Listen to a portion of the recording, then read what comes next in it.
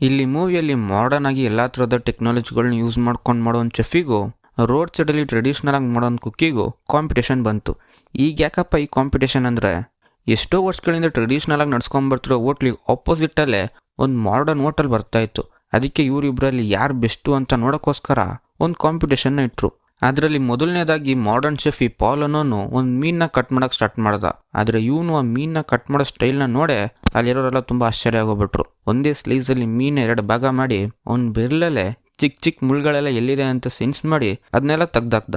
ಅದನ್ನ ನಂತರ road side ಚೆಫ್ಸ್ ಕೈ ಹತ್ರ ಆ ಮೀನ್ನ ಬಿಸಾಕ್ದ. ಆಗ ಅವನು ಕುಕ್ಕಿಂಗಲ್ಲಿ ಅವನಿಗಿರೋ ಟ್ಯಾಲೆಂಟ್ನ ತೋರ್ಸೋಕೆ ಸ್ಟಾರ್ಟ್ ಮಾಡ್ದ. ಕತ್ತಿಯಿಂದ ಮೀನ್ ಆ ಕಡೆ ಈ ಕಡೆ ಅಂತ ಕಟ್ ಮಾಡಕ್ಕೆ ಸ್ಟಾರ್ಟ್ ಮಾಡ್ದ.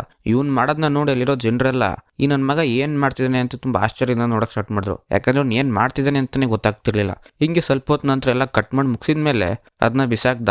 ಆಗ ನೋಡಿದ್ರೆ ಗೊತ್ತಾಗ್ತೈತೆ ಎಲ್ಲ ಪೀಸ್ನು ಸೇಮ್ ಸೈಜಲ್ಲಿ ಕಟ್ ಮಾಡಿದ್ದಾನೆ. ಇದನ್ನ ನೋಡಿದ ತಕ್ಷಣ ನ್ಯೂ ರೆಸ್ಟೋರೆಂಟ್ ಚೇರ್ಮನಿಗೆ ಆಶ್ಚರ್ಯ ಆಗೋಗ್ಬಿಡ್ತು. ಅದಕ್ಕೆ ಇನ್ನು ಸ್ವಲ್ಪ ದಿವಸಗಳಲ್ಲೇ ನಡೆಯೋ ಇಂಟರ್ನ್ಯಾಷನಲ್ ಕುಕಿಂಗ್ ಕಾಂಪಿಟೇಷನಲ್ಲಿ ನೀವಿಬ್ರು ಸೇರ್ಕೊಂಡು ನಿಮ್ಮಿಬ್ಬರಲ್ಲಿ ಯಾರು ಗೆಲ್ತಿರೋ ಅದನ್ನ ನಂತರ ಬೇರೆ ವಿಷಯಗಳೆಲ್ಲ ನೋಡ್ಕೊಳ್ಳೋಣ ಅಂತ ಹೇಳಿದ್ರು. ಹಿಂಗೆ ಸ್ವಲ್ಪ ದಿವಸದಲ್ಲೇ ಇಂಟರ್ನ್ಯಾಷನಲ್ ಕುಕಿಂಗ್ ಕಾಂಪಿಟೇಷನ್ ಸ್ಟಾರ್ಟ್ ಆಯಿತು. ಈ ಸ್ಕೈಯನ್ನು ಟ್ರೆಡಿಷ್ನಲ್ ಮೆಥಡಲ್ಲಿ ತುಂಬ ಟೇಸ್ಟಾಗಿ ಒಂದು ಡಿಶ್ನ ಮಾಡಿ ಮುಂದಿಟ್ಟ. ಆದರೆ ಪಾಲಿಗೆ ಹೆಂಗ್ ಪ್ರೆಸೆಂಟೇಷನ್ ಮಾಡಬೇಕು ಅಂತ ಗೊತ್ತಿತ್ತು. ಆ ಕಾರಣದಿಂದ ಒಂದು ಒಳ್ಳೆ ಪ್ರೆಸೆಂಟೇಷನ್ ಮಾಡಿ ಅವ್ನು ಗೆದ್ಬಿಟ್ಟ. ಇವರಿಬ್ರು ಏನೇ ಕಾಂಪಿಟೇಟರ್ಸ್ ಆಗಿದ್ರು ಅವ್ರವ್ರ ಕುಕಿಂಗ್ ಮೆಥಡಿಗೆ ರೆಸ್ಪೆಕ್ಟ್ ಕೊಡೋದನ್ನ ಮಾತ್ರ ಬಿಡ್ತಿರ್ಲಿಲ್ಲ.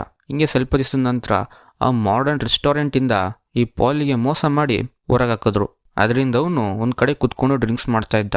ಕರೆಕ್ಟ್ ಆ ಟೈಮ್ಗೆ ಸ್ಕೈ ಬಂದು ಅವನ ಸ್ಟೋರಿಗಳನ್ನೆಲ್ಲ ಹೇಳಿ ಇಬ್ಬರು ಬೆಸ್ಟ್ ಫ್ರೆಂಡ್ಸ್ ಆದರು. ಇವರಿಬ್ರು ಫ್ರೆಂಡ್ ಆದ ಕೂಡಲೇ ಒಟ್ಟಿಗೆ ಕೆಲಸ ಮಾಡೋಕ್ಕೂ ಸ್ಟಾರ್ಟ್ ಮಾಡಿದ್ರು.